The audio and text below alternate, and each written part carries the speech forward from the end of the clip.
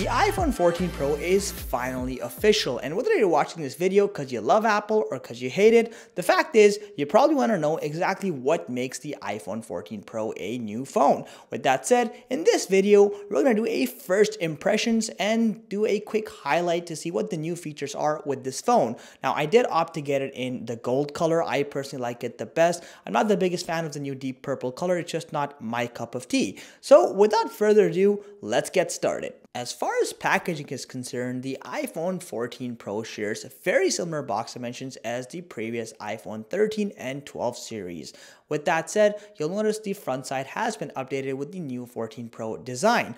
Other than that, it looks very similar to any other packaging in the past. On the back side, you do have the technical specification, which of course shows the specs for this particular phone. Now, once you remove the paperback peels on the top and bottom side, you're good to open the box, and in classic Apple fashion, it just glides right open. Now, the first thing you'll be greeted by is the iPhone itself, and as you can see over here, Apple continues to use the environmentally friendly paperback peel, and this thing is such a pleasure to peel off. But other than that, we'll get to the iPhone in a quick minute. You'll also notice in the box you have the inclusion of a USB-C to now a nearly decade-old lightning cable. This was the one part with the new iPhone I was really hoping I'd never see again, but yet here we are still with the lightning cable as the primary wired connectivity option. Past that, you also of course have the classic paper envelope. Inside here, you will find the quick start guide, the warranty and regulation information, you know, all the fun stuff. The 14 Pro looks very similar to its predecessor. It does share very similar dimensions. Now, with that said, there are a few noticeable changes. So starting off with the side, you still have that stainless steel band. Over here, we have it in that premium gold color. Looks really nice. The button layout and the actual button count remains exactly the same. However, thankfully here in Canada, we still have the inclusion of a physical SIM tray. Our friends in the US unfortunately no longer have that privilege and are stuck with a eSIM only phone. However, other than that, everything is exactly the same. You still have the lightning port at the bottom with the hole punch cutouts for the speaker and microphone. Now, the back side of the phone, you'll notice that looks very similar as well. So you still have that frosted glass back surface finish. However, you have that shiny Apple logo in the center. But the actual camera bump has yet again grown in size. So the lenses are wider. The actual height protruding from the phone has also increased a little bit. It's not a dramatic difference, but if you put it against an iPhone 13 Pro, you can somewhat notice it. On the front side, everything looks exactly the same until you turn on the phone. You realize the notch is no longer there, replaced with a more iconic hole punch cutout like the rest of the industry, which is artificially connected to software integration, look like a pill-shaped item, I guess, or whatever you want to call it. This does eventually go into the dynamic island, which I'll talk about in just a little bit. Other than that, the only other change worth noting is that the bezels on the 14 Pro are ever so slightly thinner versus the 13 Pro, but you will not be able to notice this unless you literally try to measure it using a super thin ruler. The iPhone 14 Pro essentially has three new core features. The signature one amongst those has to be Dynamic Island. Essentially, what Apple's done is they've found a creative way to turn the cutouts into something way more on the top of the iPhone. So of course, we know it's all artificially integrated thanks to software where it looks like it's one pill-shaped design despite being two separate cutouts. What makes it unique is that the Dynamic Island, despite its fancy name, is just basically exactly that. So let's say you have Spotify running, for example, in the background. You'll notice that the actual status bar or the Dynamic Island expands, and now you can see the album art as well as the waveform. Hold down the island itself and it expands into a full-fledged widget, which allows you to scrub your music or do some other basic functions as well. This applies for numerous other applications, like for example, when you're setting a timer, taking a phone call, charging your battery. It is very practical despite the rather gimmicky marketing Apple has done with it. I really do think this will become an essential part of iOS in the near future, and I was genuinely impressed that third-party apps like YouTube Music and Spotify have day one support, so that's definitely a good sign. The display on the iPhone 14 Pro has received some additional upgrades as well. So for example, you now have a overall peak brightness of 2000 nits. That is insane. No amount of sunlight is going to get in your way for sure now.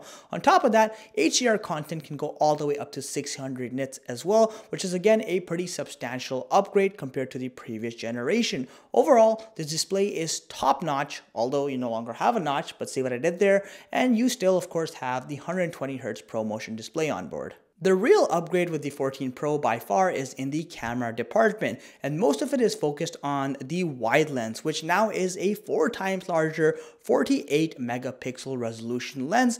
On top of that, you have 100% focus pixels, it has second generation optical image stabilization, and on top of that, it has a 1.78 aperture. All this to say that pictures now look more crisp than they ever have before. Now, in all fairness, you do have to enable ProRAW mode to actually get the full 48 megapixel capacity, but we'll do a test later on to see how well this actually performs. At the end user perspective, this basically means you just have a lot more clarity and detail in any given picture compared to past iPhones.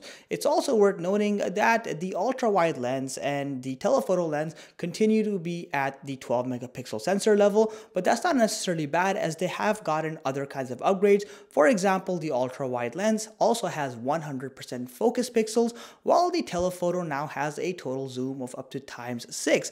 And macro shots are definitely visibly better. Low light performance has also improved, as if it wasn't already good enough on the 13 Pro. Now, in terms of video, of course, it's worth noting that the iPhone continues to be a master of video capture, but you are still limited to 4K footage in terms of overall resolution, so we are not seeing any 8K bump with the current iPhone. It's also worth noting you have some new software level additions like Action Mode, which is basically active image stabilization. It achieves this by basically cropping into an image, but because you have so much more pixels to play around with, the crop doesn't look like it's stretched or distorted, and it looks quite nice, and it does a pretty decent job at stabilizing any footage that you might be recording real time. Additionally, you also have cinematic mode with now 4K HDR 24 frames per second compatibility, which truly makes it the perfect cinematic mode. Now, despite all this, the iPhone cameras aren't perfect. There are subtle flaws. For example, when you zoom in too much, there is a little bit of blur with images, but again, a lot of this can be fixed at the software level, and these are definitely high quality cameras. The final core feature I want to talk about is the upgraded internals. So with the iPhone 14 Pro series, you exclusively have access to Apple's latest A16 Bionic chip.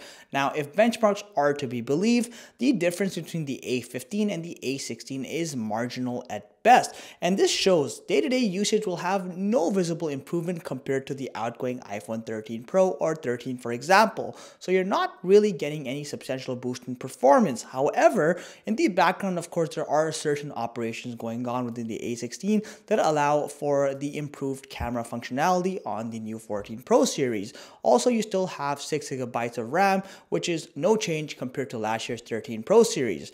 Now, one real feature that a lot of people are truly underestimating is satellite connectivity. While yes, this is probably a feature you'll never use in your day-to-day life, however, if you are someone who goes camping into the wilderness, for example, or you frequently travel in areas where there's not a lot of cellular coverage, you have that peace of mind knowing that, God forbid, if something goes wrong, you can actually connect to emergency services and get help if you truly are stranded. And like I said, it's not something you'll probably use, but it's good to know that you have it. Now, of course, there are a ton of other more subtle features with the iPhone 14 Pro series, and I'll definitely be covering all of them in my upcoming review in the coming weeks. But until then, hopefully this video will give you an idea of all the core features the iPhone 14 Pro and Pro Max bring to the table.